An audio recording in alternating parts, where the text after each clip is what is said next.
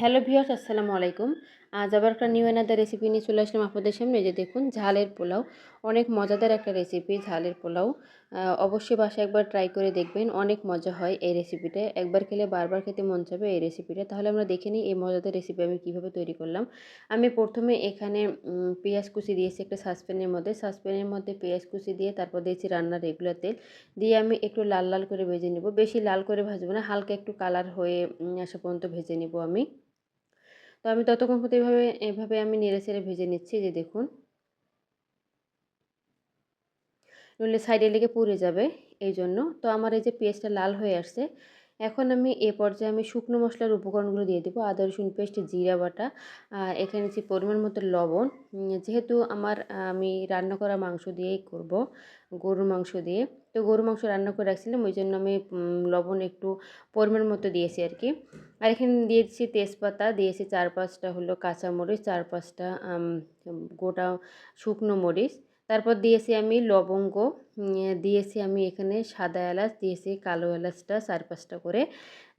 দিয়ে আমি এভাবে নেড়েচেড়ে ভেজে নিচ্ছি। এই যে দেখুন, কষিয়ে নিচ্ছি।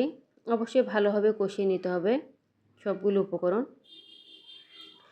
তারপর একটু করে পানি দিচ্ছি আর হলো মশলাটা কষিয়ে নিচ্ছি। যে দেখুন,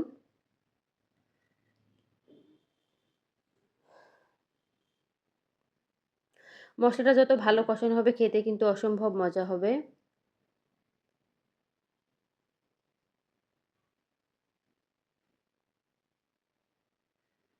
একটু সময় নিয়ে কষিয়ে নিতে হবে মশলাটাকে।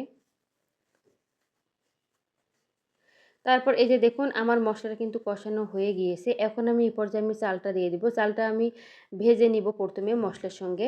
এই দেখুন, আমি এভাবে নেড়েচেড়ে চালটাকে ভেজে নিচ্ছি।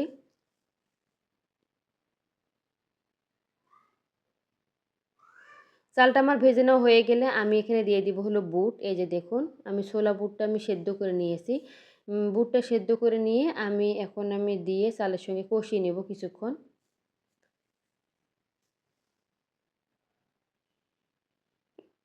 দেখুন, আমি এভাবে নেড়েচেড়ে কষিয়ে নিচ্ছি। তারপর আমি এখানে দিয়ে দিলাম হলো গরুর মাংস। সবাই তো করে মুরগির মাংস দিয়ে। আমি আজকে গরুর মাংস করে দিয়ে দেখালাম যে ঝালের পোলাওটা কেমন হয়। তো গরুর মাংস দিয়ে আমি কষিয়ে নেওয়ার পরে আমি এই যে এখানে পরিমাণ মতো পানি দিয়ে দিলাম রান্না হয়ে আসার জন্য। আর এই যে দেখুন, বলক উঠে আসছে। আমি এখন একটু নেড়েচেড়ে দিচ্ছি।